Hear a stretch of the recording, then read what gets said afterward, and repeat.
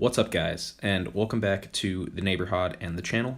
Today is going to be the first day that we're looking at a defensive-based series rather than the attack strategy playlist that we've been currently working through.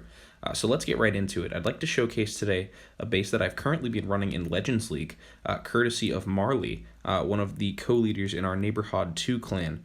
So if you're interested in checking out Neighborhood 2, I will put the link in the description. But here is the base. I'm just going to edit it real quick, right?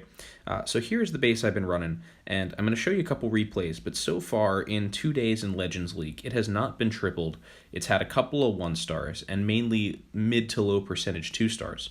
It's not necessarily the best, like, oh, you're going to fail this base kind of base, but if you're looking to avoid triples, as I am, because I'm someone that can put down triples, right? So as long as I don't get 3-starred, I gain trophies. This is a really good base up to probably 53, 5,400 cups, because that's how far I've gotten so far. So a couple features here. One of the things that I like is a lot of players are trying to attack it from the 6 o'clock angle, coming in with a Warden or Queen Walk. And one of the things they have to worry about here is this split, this V shape between the defenses, right? So we kind of got this Archer Tower, Elixir Pump, Bomb Tower, Archer Tower, Cannon, Gold Storage, and Archer thing going, right? And so what that does is it often throws off the funnel for a potential queen charge, because a lot of players see this and they're like, oh, I'm going to queen charge right into the town hall, and then I'm going to jump over that scatter shot and sort of enter deep into the base and go get the queen with my queen charge, and then I'm just going to hog or miner the rest. So that's been the main route of attack that a lot of players have taken, and because of that shape, the funnel just throws off the entry. Secondly, what I also really like is the scatter shot combined with those 2 ground expos and all of the traps sort of in this area, right? We're looking at a couple of springs, a bomb, seeking air mines. What those do is those really slow up a queen charge. Those seeking air mines, they knock out the healers. And this scatter shot combined with 2 expos, a wizard tower, the town hall, sometimes the artillery gets up early, that can really slow things down, especially if you make the defensive clan castle a couple of ice golems. So those are my favorite features of this base so far.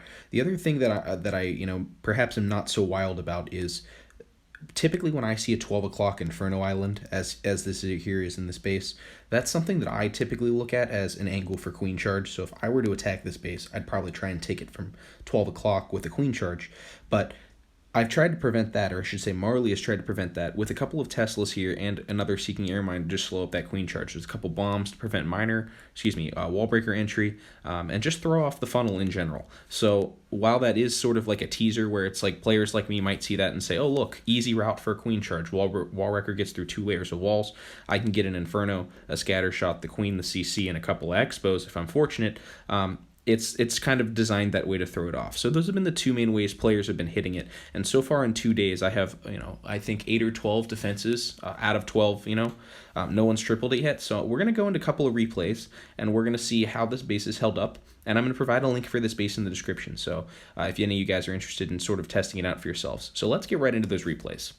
All right, guys, so let's get right into it. First thing we're going to do is just look at my battle log for the last day and a half, because that's when I started running this base. So far today, if you look through, I've had a couple of decent attacks, in 89 and a 59. But if you look over here, haven't been tripled once, and a lot of low percentages. We have 42%, 81%, that's the highest one, 74, the second highest one, but then a couple of other low ones at 50 and 67, respectively. All of these 2-stars. And then these also were all in the space as well yesterday. 72, 79, 63, 66, 88, 85, and 59.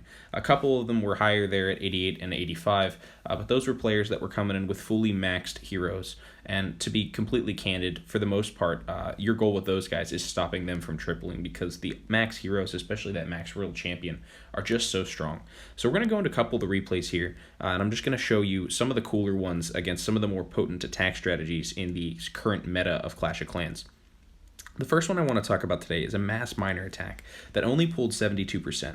And for those of you that have been keeping up on things, the mass miner attack has been especially potent lately. A lot of folks are using it with a stone slammer, a siege barracks. In this case, they're going to use it with a stone slammer.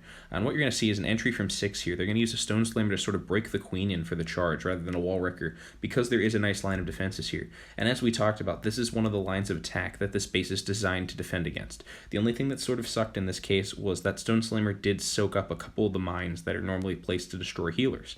But you are going to see here how a queen charge from this angle can get destroyed, even though this guy did a great job of funneling his queen into the base. So I'm going to zoom in just a tad here, right? Again, I said, it does suck up a couple of the mines. He uses a couple of dragons here, but uses the dragons, right? And he has to pop the early queen ability because those expos all lock on. The dragons go down because of the massive amount of firepower there. And he has to pop the early warden ability too. And at this point, he's under fire from 2 expos, a scatter shot, right? And even with the warden support, the king's coming out there to whack on the queen a little bit. It does not have the optimal CC yet. I didn't get a chance to change it, but I figured I'd show it because it's doing so well. In this case, I've been using those 6 balloons, and even in this case, they do distract the queen just enough so that that warden tower can actually take her down. So players that try and charge from this 6 o'clock angle run into an absolute maelstrom of defensive firepower, a scatter shot, a couple of expos, the barbarian king, a warden tower, and then the eagle artillery activates soon afterward.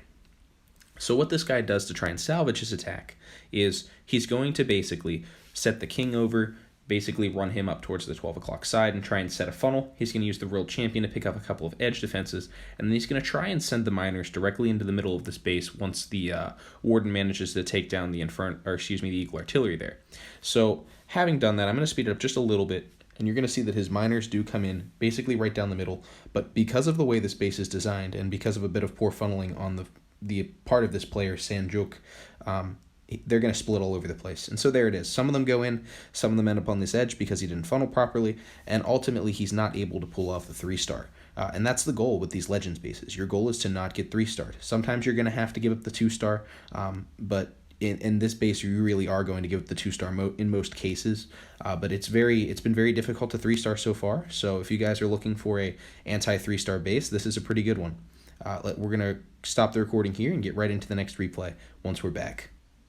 Alright guys, so let's get right into the second attack, and the one that I want to show you in this case is a Pekka and Yeti smash attack. So let me scroll down and find it. But this is a max hero, max Pekka, max Yeti smash style attack. You're seeing it with the quakes and the jumps and the siege barracks. This is the attack strategy Mrs. Jones attacked this base. That is basically wrecking the war layout lately. You're seeing it on all the big channels, and it's the reason why there was recently a nerf of the Yeti. That's how strong this attack is. And in this case, this base held up. So we're going to see again, a lot of players are starting out at that 6 o'clock side, and that's by design. We want them to start there. We want them to say, oh look, there's not really a whole lot of defenses, and this might be a good place for them to funnel. In this case, I think that he made a mistake with the earthquake here. I think he probably should have dropped it a little bit deeper, but again, because of the way our V shape is set up there with that ring of defenses outside of the first sort of interior set of walls, it forces you to invest a significant amount of either funneling or spell space to get the funnel in all those troops into the center of the base.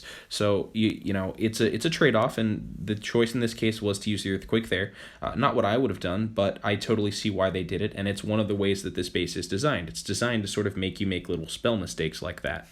In this case, I also think there's a little bit of weirdness going up top, because he drops the queen as a funneling troop rather than the royal champion. So I'm not sure if that was by design or mistake or what.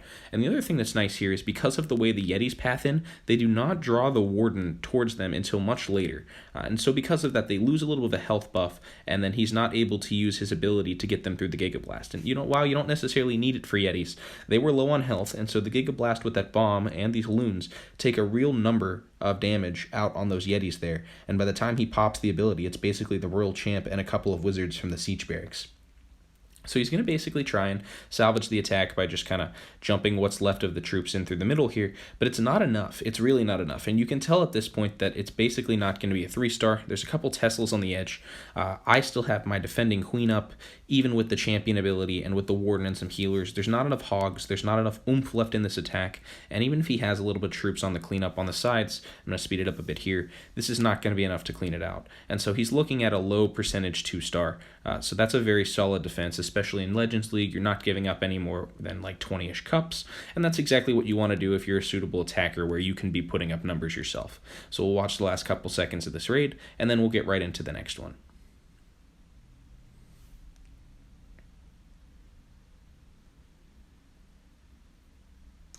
Alright guys, so the final attack that we're going to look into for today for this video is going to be a 6 Pekka smash, which is still a very potent strategy, Pekka Bobat, at the Town Hall 13 level.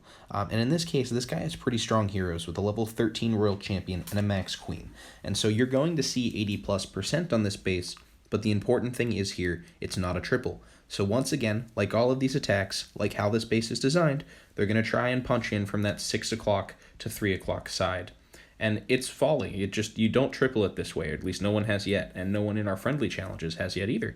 So we're perfectly fine. When I see someone coming in from this side, I'm perfectly happy with that. They can try and they can do all they want, but without a significant amount of spell space to punch through that middle with all that DPS, you're going to be in a little bit of trouble. So in this case, he pops the early Warden ability to try and save the bowlers. It does work, but then the bowlers get pulled off by the wizard tower there. And that's due to the way this base is set up, right? We talked about it before and we'll talk about it again.